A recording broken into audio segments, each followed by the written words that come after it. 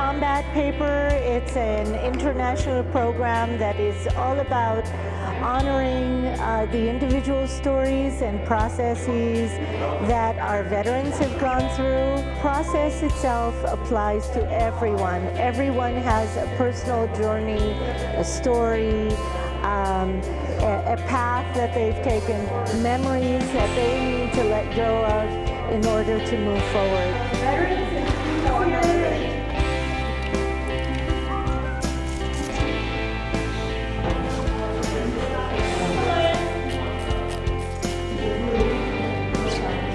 Paper as definition is plant-based, right? And we get the word paper from papyrus, from Egyptian practice of taking water weed and forming it into this plant-based substrate to record information.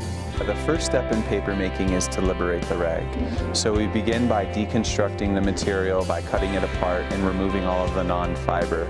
So seams and buttons and zipper and Velcro, and all this material is cut away and removed. Then the fabric is cut down further into smaller pieces. After that, we take the cut up material and mix it with water and add it to the Hollander beater.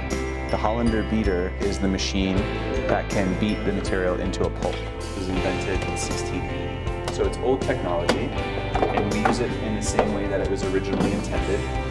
We fill it with water and clothing rag, and it beats it into a pulp. So this is pulp made from military uniform. So the pulp then rendered from the Hollander, we can form into sheets of paper one at a time by hand. We do this by adding the pulp first to a vat, then take the mold and decal, draw that through the vat, rendering a sheet of paper from the pulp slurry. See how my movement was subtle, it was quick? The mold and decal is the tool that we use to form sheets of paper, one at a time by hand. The mold is a wooden frame with a screen stretched against it, and the decal is the open wooden frame that gives shape to our sheet of paper after we form it. After the water is drained out and our sheet of paper is on the surface of the mold, we transfer it, we couch the sheet of paper to a felt interface, and then from there we can do pulp printing.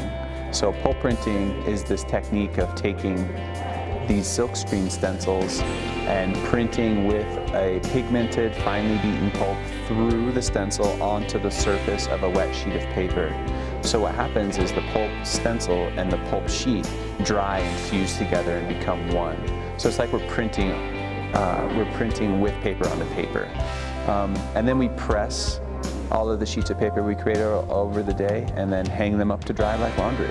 And that is the steps of what we use here in the combat paper process.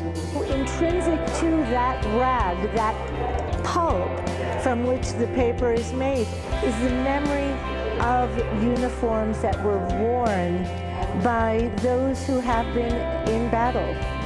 You wear the uniform for so long that you're so focused on not getting it messed up.